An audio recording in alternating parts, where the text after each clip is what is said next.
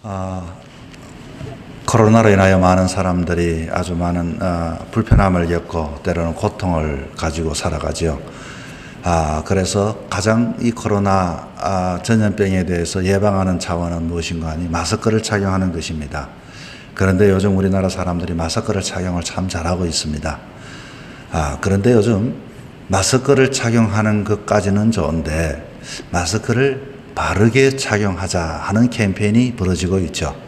다시 말하면 마스크를 착용하긴 하는데 분명히 마스크를 착용을 하긴 하는데 그냥 입도 가릴 뿐만 아니라 코를 가려야 한다는 것입니다. 그런데 많은 사람들이 때로는 불편하다는 이유 때문에 마스크를 착용은 하지만은 바르게 착용하지 못하시는 분들이 있다고 합니다.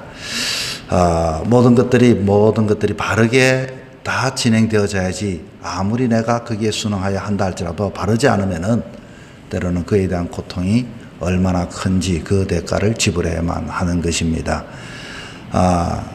저도 예전에 요즘 우리나라도 마찬가지지만 스쿨존이라고 하는 것도 마찬가지입니다. 거기에는 분명히 우리나라에는 학교 등교 시간에도 차를 갈 수 있지만 미국 같은 경우는 절대로 차가 못 다닙니다. 교통경찰들이 나와서 학생들이 있는 그 스쿨존에는 딱 차량이 통제가 되어지는데 미국 생활 중에서도 전혀 모르니까 그만 제가 통행을 했더니 경찰이 나를 불렀습니다.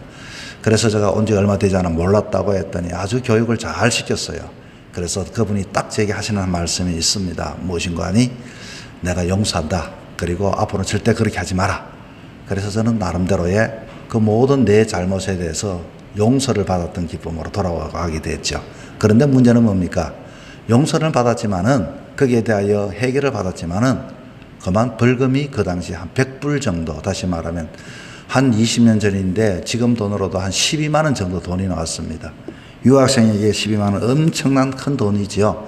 당시에는 한 20만 원쯤 이렇게 벌금을 받았으니 저는 생각합니다. 아니 나한테 교육을 시키고 다 절대로 그렇게 하지 말라. 용서를 했으면 되었지. 그리고 교육을 내가 받기도 하고 했는데 또 이 벌금은 뭘까? 그렇습니다. 다윗은 하나님 앞에 바른 신앙의 삶을 살았습니다. 그러나 바른 신앙의 삶 속에서 그만 죄를 짓게 되었지요. 우리의 아내 밧세바를 취하게 되었었습니다. 그로 인하여 하나님께서 12장 10절에 뭐라고 이야기하는가 하니 용서를 합니다. 그러나 칼이 내 집에서 영영이 끊어지지 아니하리라. 쉽게 말하면 용서는 했지만은 그 용서에 대한 대가를 지불함을 받았던 것이 다윗이었습니다. 자, 칼이 너의 집에 영영이 떠나지 아니한다. 하나님께서 다윗에게 이런 나단 선지자를 통하여 말을 하게 되어졌는데 바로 이제 오늘 이 다윗이 하나님의 용서를 받고서 그리고 왕으로서 참 부귀를 누리지만 그의 집에 칼이 끊어지지 아니하는 장면으로서 시작이 되어집니다.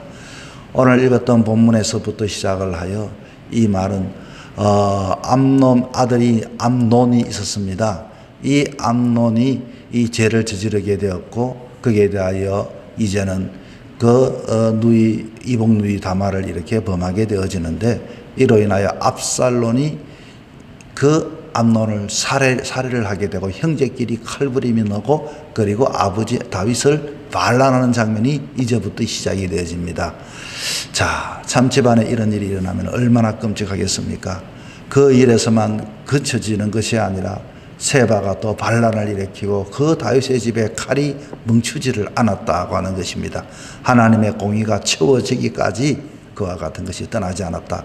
여러분, 왜 이런 일이 이 가정에 있어야 합니까? 하나님께서 세우신 이 왕가에 왜 이런 일이 있어야 하는 것입니다.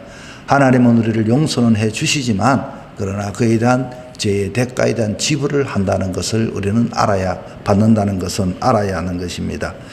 우리가 죄라고 하는 것은 죄가 왜 무서운 줄 아십니까? 죄라고 하는 것은 엄밀하게 저질러지지만 나중에 백주에 다 드러나기 때문에 죄라고 하는 것은 무섭습니다. 죄라고 하는 것이 왜 무서운가 하니 죄는 나 혼자 짓게 되지만 그러나 그 죄로 인하여 내 자식이 고통을 받고 아픔을 받기 때문에 죄라고 하는 것은 참으로 우리에게 고통을 주고 상상하지 못하는 결과가 나타나게 되어지는 것입니다. 그래서 우리는 어떤 일이든지 이 죄의 길에서 돌이켜야만 합니다. 하나님 앞에서 신앙을 가지는 것도, 신앙 가지는 그 자체도 중요하겠지만 더 중요한 것은 바른 신앙의 삶을 살아가는 것이 무엇보다도 중요한 것입니다. 자, 오늘 본문 여러분이 읽었던 내용 그대로입니다.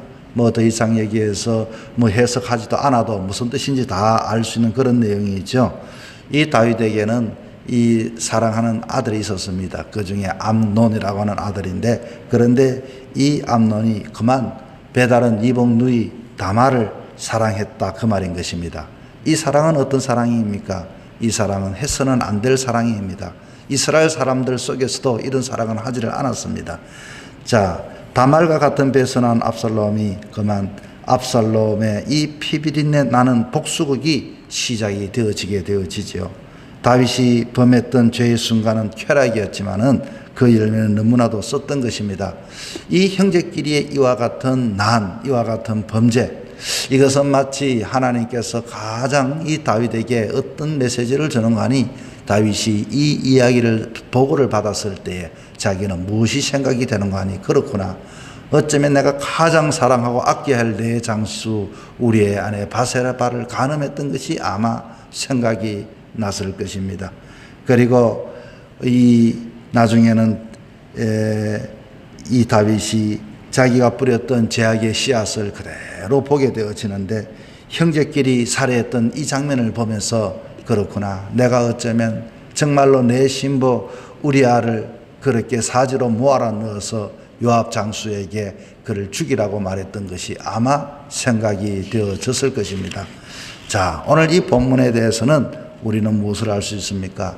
사랑을 하는 것도, 사랑은 참 아름다운 것입니다만 사랑도 바른 사랑을 해야 한다는 것입니다. 이 암놈이 이복 동생 다말을 사랑했는데 이 사랑은 진정한 사랑이 아니죠. 순간적인 사랑입니다. 일시적인 사랑입니다. 잘못되어진 사랑입니다. 감정에서 나온 사랑입니다. 그래서 우리는 하나님께서 우리를 사랑하신 것처럼 우리 또한 사람들을 사랑하고 사람을 가까이 둘 때도 일시적인 것, 감정적인 거기에 휩싸이게 되어지면은 그 사랑은 오래 가지를 못하고 잘못된 사랑일 수가 많습니다. 정말로 사랑을 하되 우리는 바른 사랑을 하기 위하여 이 사랑은 영원히 지속될 만한가 하는 것을 우리는 생각해 보셔야 하는 것입니다. 자, 2절에 봤더니 암놈이 다말을 연모해서 상사병에 걸렸다는 이야기가 나오죠. 그리고 3절부터 5절에게는 이 암논에게 친구가 하나 있었습니다. 이 친구의 이름은 요나단이 아니고 요나답이라고 하는데, 이름은 비슷한 것 같은데 다윗의 절친인 요나단과는 좀 다른 것 같습니다. 이 요나답의 그만 게임에 넘어가게 되어졌던 것입니다. 친구라고 하면 얼마나 자기에게 도움이 되겠습니까? 얼마나 자기에게 자기 편에서 그 말을 할 때마다 자기가 위로가 되고 힘이 되고 용기가 될 것이 친구인데, 물론 이런 친구도 친구겠지만 바른 친구를, 옳은 친구를 사귀어야 하는데 그만 편한 친구를 사귀었습니다. 그만 자기에게 좋은 이야기하는 그런 친구를 사귀었습니다. 이 말은 바른 친구가 아니다, 그 말인 것입니다. 옳은 친구가 아니다, 그런 말입니다. 이 친구로 인하여 그는 그 이야기를 듣고 보니 아, 그렇구나, 좋은 작전이구나. 그리고서 그렇게 일을 저지르게 되어 이 다윗과의 피비린내 나는 그와 같은 칼의 사건이 일어나게 되는 것입니다. 여러분, 오늘 이 본문을 읽으면서 우리에게 주는 영적인 교훈은 무엇입니까? 그것은 첫째로는 사랑도 바른 사랑을 해야 한다고 하는 것을 알아야 하는 것입니다. 암논은 사랑해서 안 될 사람을 사랑했죠. 자, 우리의 믿음도 마찬가지입니다.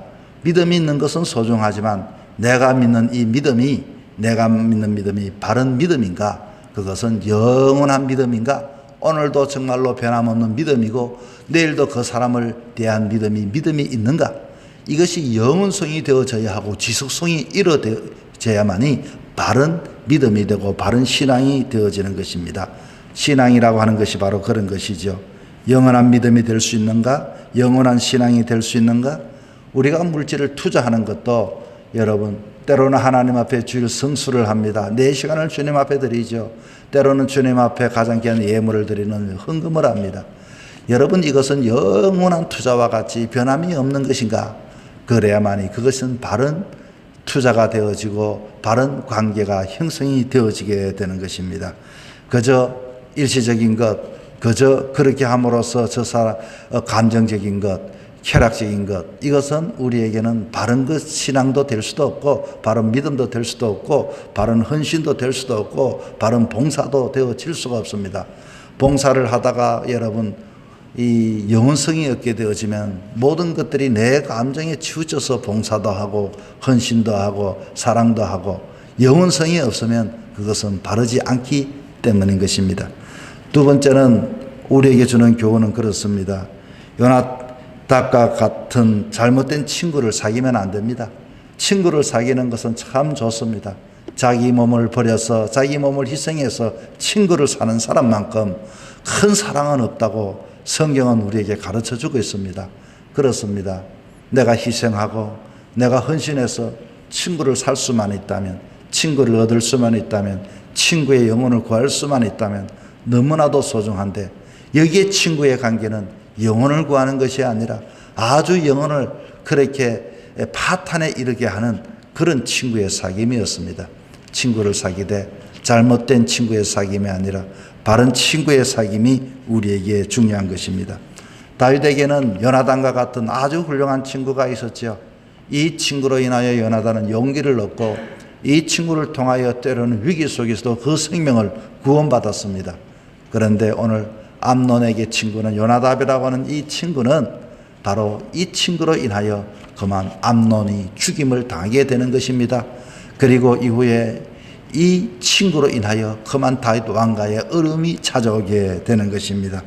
여러분, 우리가 세상의 삶을 살아가면서 때로는 친구를 사귐에 있었어도, 사람과의 사귐에 있었어도 바른 사귐이 되어져야 하지, 지금 내한테 좋은 소리를 한다고, 지금은 내한테 아주 내 편이 되어준다고, 지금은 내가 원하는 것들을 채워준다고 그렇게 친구를 사귀게 되면 낭패를 당하게 되어지는 것입니다. 주님은 우리에게 영원한 친구가 되셨습니다. 자기의 것을 희생하고서 자기의 몸을 다 내려놓고서 용납하고 받아주신 친구가 우리 주 예수 그리스도이신 것입니다. 여러분, 오늘 본문을 생각하면서 우리는 오늘 이 하루도 우리가 신앙의 삶을 살아도 그저 나이론 같은 신앙의 삶이 아니라 좀 반듯한 신앙의 삶을 살아야겠다. 마스크를 해도 끼는 그 자체가 중요한 것이 아니라 코와 입을 가려야만이 그 모든 질병으로부터 감염으로부터 막아내는 것처럼 신앙도 그렇고 친구를 사귀는 것도 그렇고 이 모든 일에 영혼성이 있는가, 진정한 가치성이 있는가, 정말로 나에게 의미성이 있는가를 깊이 생각하면서 오늘 이 하루도 하나님이신 이 한날 하나님의 자녀로서 바르게, 좀 불편해도 바르게 옳게 그렇게 하나님 앞에 신앙의 삶을 살아가는 저와 여러분이 되기를 주 이름으로 부탁을 드립니다.